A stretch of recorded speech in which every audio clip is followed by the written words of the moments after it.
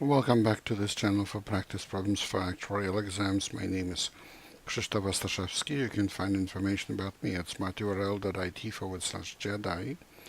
My advice on how to pass actuarial exams is at smarturl.it/pass. This video channel is at smarturl.it/pass actuarial exams.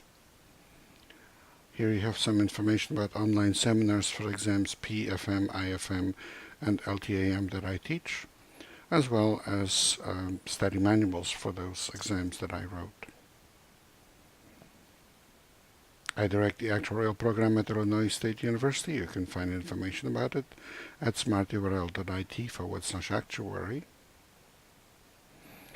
If you would like to offer a tax-deductible donation to support our students, please go to smarturl.it/help ISU actuary. Here's a problem for today. That's problem number 19 from multiple choice section from October 2018 exam LTAM. Myra, 30-year-old, is employed at NED, which provides a post-retirement medical benefit to its retirees that covers the first 3 years following retirement. You are given retirement is assumed to occur at age 62. Myra is assumed to remain employed with NED until retirement or earlier death. Currently, annual health insurance premiums are $5,000 at age 62 and increase by 2.26% with each age year. Health insurance premium inflation is assumed to be 2.68% per year. So note the difference between those two measurements. The first one is the rate of increase with the age of the person insured, and the second one is the rate of increase with the health care costs by themselves, irregardless of age. And for a person who is aging and moves through time, both effects take place. But if you are comparing only one of those two factors, aging of a person only, or passage of time only, separately, then these are two different rates. So the first one is accounting for the age of the person, 2.26%, and the second one is accounting for a passage of time, 2.68% per year. Mortality follows the standard ultimate life table. Interest rate is 5%. Calculate the expected present value today of Myra's benefits under the plan. Using the notation in the study note for this topic, we have that C is 1.0226 and J is 2.68%. We really use 1 plus J, so it's C and 1 plus J that are interacting with each other. And we write I star for 1 plus I over C times 1 plus J minus 1. That's an interest rate that we use for annuities that are based on the cost of retirees' healthcare. Well, this turns out to be almost exactly 0, but it's negative 0.0005409%. So if you wrote it as a decimal, it would have 2 more zeros after those 3. So as a decimal, this would be negative 0.0005409. And A double dot 62 colon angle 3 at I star, which is 1 plus P62 over 1 plus I star, plus P62 times P63 over 1 plus I star squared,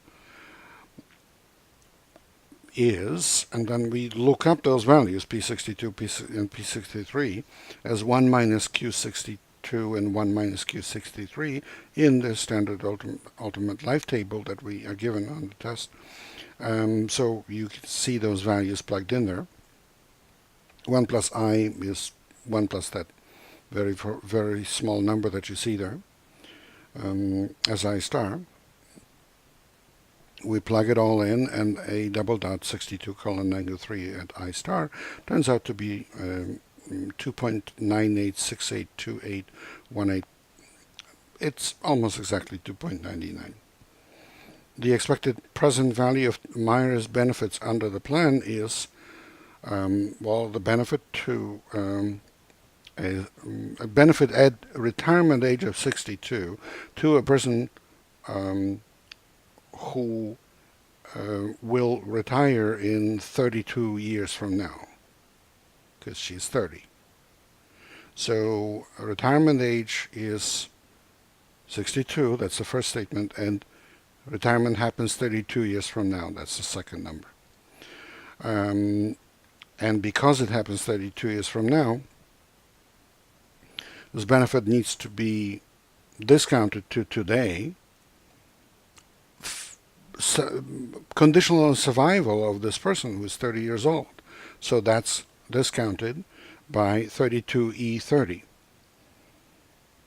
And then this benefit is paid as an annuity over 3 years to a 62-year-old. And it's paid in such a way that it increases. So it increases with accounting for the age of the person and the cost of healthcare, and we account for that by discounting at the interest rate I star. And we calculated that a double dot 62 colon angle 3 at I star, so we can use that. Now this B6232, if we take the situation right now that we have for a 62-year-old retiring now, the benefit would be B62.0, but because the person retires 32 years from now, that's multiplied by 1 plus j to the 32. So this B6232 is B62.0 times 1 plus j to the 32. And 32E30 is L62 over L30 from, that we'll need to look up in the table, from SULT times 1.05 to a negative 32, and times a double dot 62 colon angle 3 and I star, which we calculated. So we look up all the numbers now in SULT in the table, plug them in here. We know that B62.0, that's given in the problem, is 5,000. And then we calculate this, and this comes out to be almost exactly 7,028.43387. This is an approximate reading, but we don't need that much precision, really. It's closest to 7,030, which is answer E. Please remember, this is copyrighted material. The problem itself belongs to the Society of Actuaries. The solution is mine. Good luck in your studies and good luck on the test.